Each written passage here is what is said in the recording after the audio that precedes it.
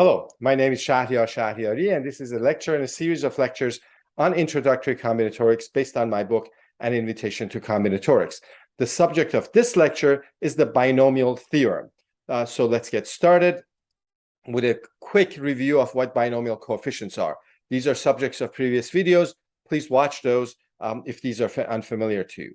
So we use the notation n choose k, parentheses nk, n choose k, to mean the number of k subsets of a set with n elements. So you have n elements in a set, and you want to know how many subsets of size k it has. Whatever that number is, this is a number, it's going to be called n choose k and denoted by that symbol. So another way, sort of a way to think about it, is that you have n people in a room, and you want to choose a committee of size k. And how many ways can you do that? Who can you put on that committee to make it a committee of size k? You can put these people, those people, those people, count how many different ways you can do that. That's n choose k. Now, we have shown that there's actually a formula for this n choose k. It's n factorial over k factorial times n minus k factorial. The proof of that was in a previous video.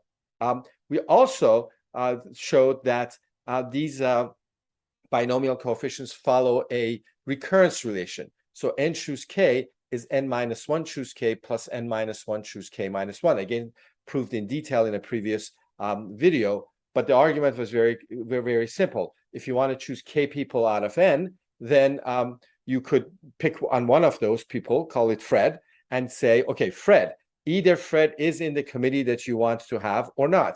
If Fred is not going to be in that committee, then you have to pick k people out of the remaining n minus 1. So that's how many ways can you do that? N minus 1 choose k. If you want Fred in your committee, well, again, you have to choose from among the other n minus 1, but k minus 1 people. And so that's n minus 1 choose k minus 1, and that gives you this recurrence relation. This recurrent relation allows you to put these numbers in a nice triangle that almost universally known as the Pascal's triangle, but I call Karaji-Jia's triangle. And I have explained why that is in a previous video as well. So these numbers, like for example, what's this 10? This 10 is the 4 plus 6. That was what the recurrence relation told us, that n choose k is n minus 1 choose k minus 1 plus n minus 1 choose k. And for all of them, every one of them is the sum of the top two.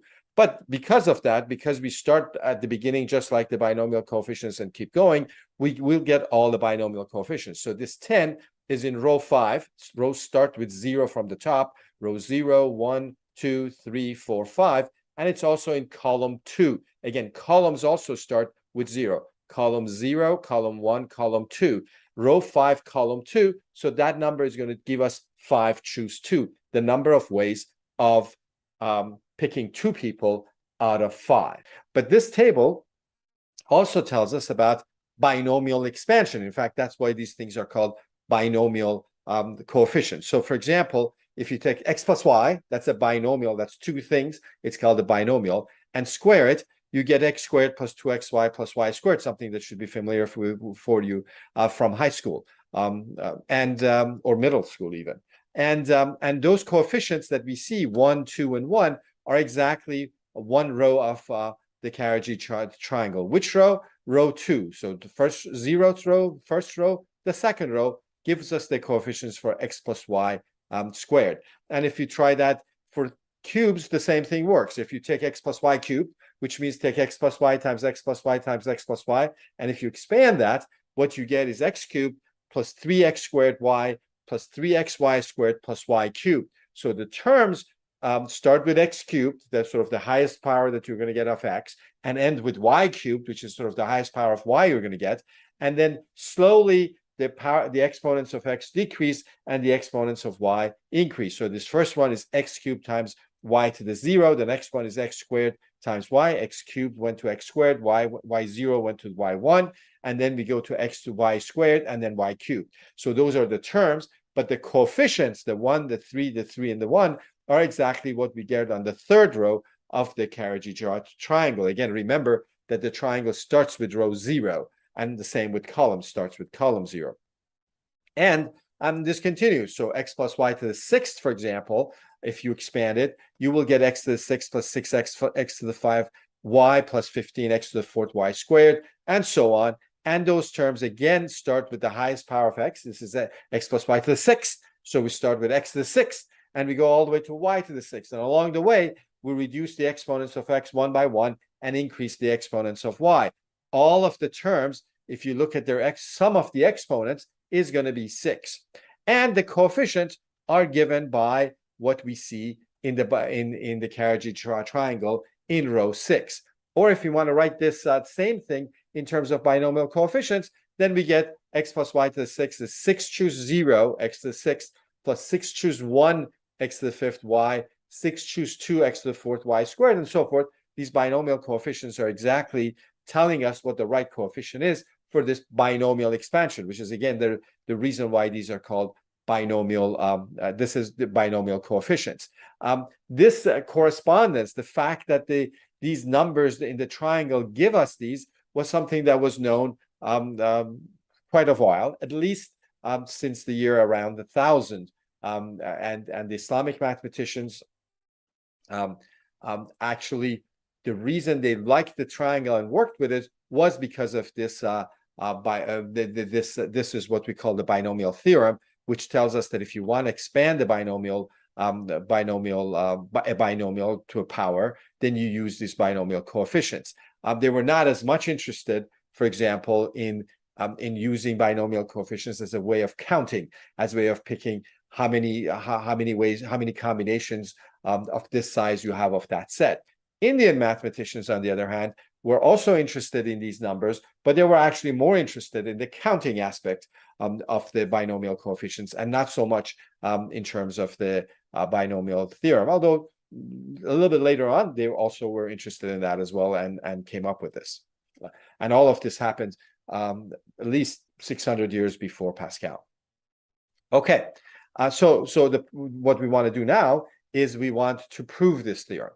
First of all, let me state it again. So I'm going to state it in general. So the binomial theorem says that if you pick a positive integer, then for all x and y, x plus y to the n is going to be this sum. It's going to be sum of the n choose k, x to the n minus k, y to the k. Or if I write that out, what I get is x plus y to the n is x to the n plus n choose 1, x to the n minus 1 times y, and so on. N choose 2, x to the n minus 2, y squared, and so forth.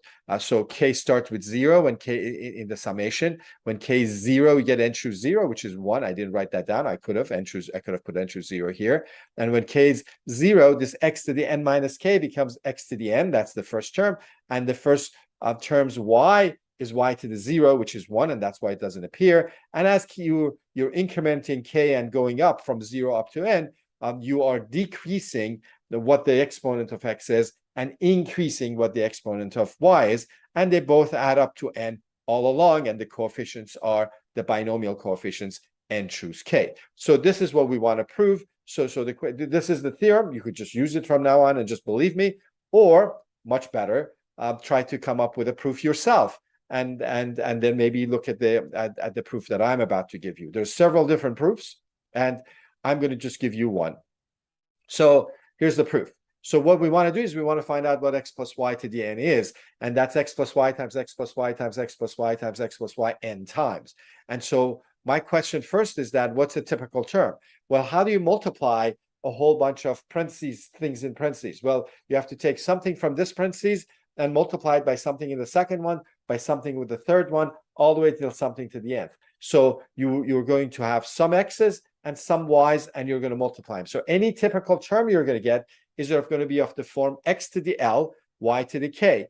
But they're always l plus k is going to be n, because there's n terms there. And so you're going to have so many x's, so many y's, but the total is going to be n things that are going to be multiplied. And because of that, l is n minus k. So the typical term is really always x to the n minus k, y to the k. And we are going to get all possibilities of x to the n minus k, y to the k's. However, the question is that how many x to the n minus k, y to k are we going to get when we multiply out? Because every time we get one, then the coefficient of x to the n minus k, y to the k goes up by 1. If you get 2 of them, then they add up and we get 2 x to the n minus k, y to the k. If you get 15 of them, then you get 15 x to the n minus k, y to the k. So those coefficients are exactly how many ways am I going to get x to the n minus k, y to the k. But how am I going to get x to the minus k, y to the k anyway? The way I'm going to do that, well, as I said, from each factor, each one of those x plus y's, you have to pick either an x or a y to multiply. You have to get x to the n minus k, y to the k, you've got to pick k y's. And then the rest are going to be x's. So from k of the parentheses, you're going to pick y's. From the rest, you're going to pick n minus k. And the question is that how many ways can you choose k of the parentheses out of the n parentheses? And that's exactly the binomial coefficients. There's n choose k ways of picking k of the parentheses for those are going to be the ones from which we're going to pluck out y's to multiply. And from the rest, we're going to get x's. And so there's going to be n minus k left, and we're going to get x to the n minus k, y to the k, n choose k ways. You might say, well, why not pick the n minus k for x's and then let the rest be y's? We could do that, and then that would tell you that this coefficient should be n choose n minus k, and n choose n minus k is the same as n choose k. We have talked about that in previous videos many times, or you can just write down, if you know the formula for n choose k, you could just write that down and see that that's the same, or come up with a combinatorial argument, which I'm not going to do right now. Okay, so so the coefficient of x to the n minus k, y to the k is n choose k, and that's true for no matter what k is. And so we now got our formula that x plus y to the n is terms of the form x to the n minus k, y to the k with the coefficients n choose k, and k starts with 0 and goes all the way to n. So that's the proof of the binomial theorem. You could also prove this using induction. You could say that, well, let's just try it for n equals 0 or 1, and it would work. And then say, okay, so if you know it for n minus 1, if you know x plus y to the n minus 1 follows this, does x plus y to the n, and you would write x to the y plus n is x to the plus y to the n minus 1 times x plus y, and you one of those is going to be given to you by induction, what the expansion is. Then you multiply, you use the recurrence relation for binomial coefficients, and you will get it. So that's another way. And there's also combinatorial ways of proving this also. But I think this sort of intuitive way of just seeing what are the terms you're going to get is just as good as any. Now, there's one special case of this that comes up quite often. So x plus y to the n, again, the binomial theorem says is the sum from k going to 0 to n of n choose k, x to the n minus k, y to the k.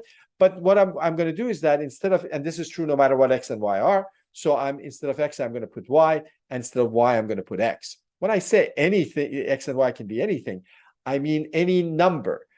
For example, there couldn't be matrices. If you put A matrices, this would not be correct. And the reason for that is that A times B, a matrix times another, is not the same as B times A. Actually, this special case will be true for matrices because I will not be multiplying two different matrices together. So let x be y and y be x, and what will the formula become? It'll become 1 plus x. Instead of x, I put 1. Instead of y, I put x. And I get 1 plus x to the n is equal to the sum from k going to 0 to n. Again, n choose k, the binomial coefficient, but this time just x to the k. And this particular case, we will use quite often. I said for any integer n, but it's actually for non-negative integers n. Oh, okay. So how am I going to use that? From this, I can get lots of identities. Like so I have 1 plus x to the n equals the sum from k going from 0 to n of n choose k, x to the k. Plug in x equals 1, for example. Again, this is true for any for any x. What do you get? On the left-hand side, I get 2 to the n, and on the right-hand side, instead of x, I'm putting 1, so that x to the k goes away. I get n choose 0 plus n choose 1 plus n choose 2 plus n choose n. So this gives us another proof that if you go to Karaji-Jia Triangle and add up the elements in any row, you always get a power of 2. We have given other proofs for this. For example, one proof for this is a combinatorial proof to say that the left-hand side, 2 to the n, is the number of subsets of a total number of subsets of set with n elements. And on the right-hand side, we're counting the same thing, the total number of subsets of set with n elements, but we're starting saying, well, how many subsets of size 0 are there? Well, there's n choose 0 of them. How many subsets of size 1? Well, there's n choose 1 of them. How many subsets of size 2? N choose 2 of them, and going all the way till how many subsets of size n? There's n choose n of them. So if we add these, we get the total number of subsets of a set with elements, which is 2 to the n. You could also think of this as the number of sequences of heads and tails you get if you flip n coins. The total number is 2 to the n, but how many of them have 0 heads? Well, n choose 0. How many of them have 1 head? N choose 1. How many of them have 2 heads? N choose 2. And so the sum of these should be to 2 to the n again. But so this is the thing, something we knew and we could get, but we can plug other things. I can plug in x minus 1. Then what you get is that on the left-hand side, you get 0, but on the right-hand side, you get an alternating sum of the binomial coefficients. So if you go to the Karaji-Jia triangle, if you start in any row, start with that 1 at the beginning and say 1 minus the next one plus the next one minus the next one, 1 plus minus plus minus plus minus, you will always get 0. Now, in the case where you're in an odd row, a row like n equals 5 or n equals 7, this is sort of obvious because the same numbers appear, all numbers appear twice. And so one time you're giving them a positive, one time you're giving them a negative. Of course, they're going to cancel and give you 0. It's not so obvious when n is even, because for n even, a lot of things do appear, but there's that one big one in the middle that appears only once. And yet, if you start with the first one and subtract and add and subtract and add and subtract, and that middle one is going to be one or the other, either plus or minus, but at the end you're going to get 0 regardless. So this, but we can do other things. So here again, the binomial theorem in this slightly simplified version, 1 plus x to the n is the sum from k to 0 and choose k x to the k. Again, this is true for any x. So what you can do is you can take the derivative of both sides. And on the left, I get n times 1 plus x to the n minus 1. What do I get on the right? I will get the x to the k. Its derivative is k times x to the k minus 1. So I will get the sum of k and choose k x to the k minus 1. But note that I started with k equals 1 as opposed to k equals 0, because the first term here was just a constant n choose 0. And if you take the derivative of that, you get 0. You don't get x to the negative 1. So I can't put k equals 0 here because that constant went away. So this is the derivative. And so what? So we have this identity also, but we can do other things to this. For example, we can plug in x equals 1. And on the left, we get n times 2 to the n minus 1. On the right, if you plug in x equals 1, this x to the k minus 1 goes away, and you start with n choose 1 plus 2 times n choose 2 plus n choose n choose n. So it says that if you start with any row of the Karaji-Jia triangle, forget the 1 at the beginning, or multiply it by 0 if you like, then multiply the next one by 1, the next one by 2, the next one by 3, all the way to the last one by n, you will always get n, which is the row number, times 2 to the n minus 1. Again, this is something that you might not have noticed. You might not even notice this pattern, but the binomial theorem just sort of give it to us, even without us asking. We don't have to know what we're looking for. You could just play with the binomial theorem and get all kinds of identities. Now, this particular identity, you could prove in different ways. You could prove it, for example, using induction. The problem with induction, as we have discussed in the past, is that the induction will not ever give you this identity, but induction will allow you to prove it if you had guessed it. So if you guessed it, you could prove this by induction. Again, binomial theorem just sort of gave it to us. You could also come up with a combinatorial proof. In fact, combinatorics always like to do that, like to say, okay, there are two things that are equal to each other. They both must be counting the same thing, and that's why they're the same. So let's find out what that is. Again, that's a possible route. And if you came up with thought experiments, you would come up with identities that way. But the binomial theorem, like all algebra, turns the whole thing into a machine of you have this equality of expressions, and you can plug things in, you can take derivatives, you can find antiderivatives, you can do all kinds of, we can multiply by x, you can do all kinds of different things and get different kinds of identities. In this particular final identity, what would be a combinatorial proof? It could be the following. You could say that I have n people sitting in a room, and what I'm going to do is I'm going to pick a committee, and I don't care how many people, as long as there's at least one person in the committee. You don't want the empty set. So you pick some committee of some size, and you pick one of their members to be the chair of the committee. So if you look at the right-hand side, it says, well, n choose 1. Maybe I want to pick a committee of size 1. How many ways can I do that? N choose 1. Well, if you do that, how many ways can you pick a chair? You've got to pick that same person to be the chair of the committee. So 1 times n choose 1 is the number of ways of picking a committee of 1 and designating that one person as the chair. But you might pick a committee of size 2, and there's n choose 2 ways of doing that. And you have 2 choices for who is chair. So there's 2 times n choose 2 choices for picking a committee of size 2 and designating one person as a chair. And you continue like that. Finally, how many ways can you pick a committee of the whole? Everybody. Well, n choose n, which happens to be 1.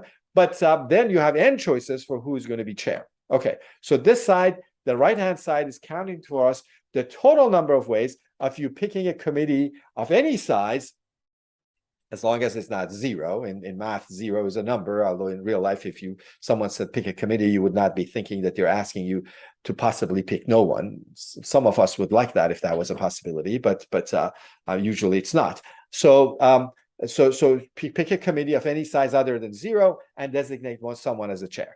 Now, you could do that in a different way. You could say, well, let's, out of the n people, first decide who is going to be the chair. I have n choices for that. Now, that person is going to be on the committee, so put them aside. There's n minus 1 people left.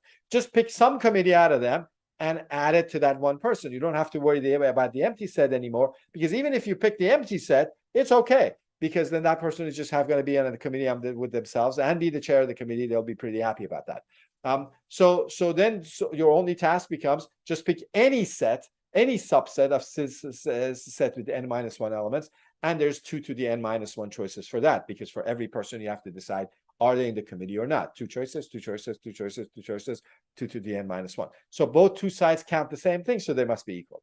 For that, you don't have to do any calculations. You just do this thought experiment. That's why we like it. We just actually love it, that kind of argument. The binomial binomial theorem is sort of a machine that sort of generates things with you, even when you're not looking. And so it's very powerful that way. You don't really have to think, which is sort of the purpose of algebra. This is the end of this lecture. If you like lectures like this, like and subscribe, and then you will be subject to more things like this. In any case, I will see you in a different lecture.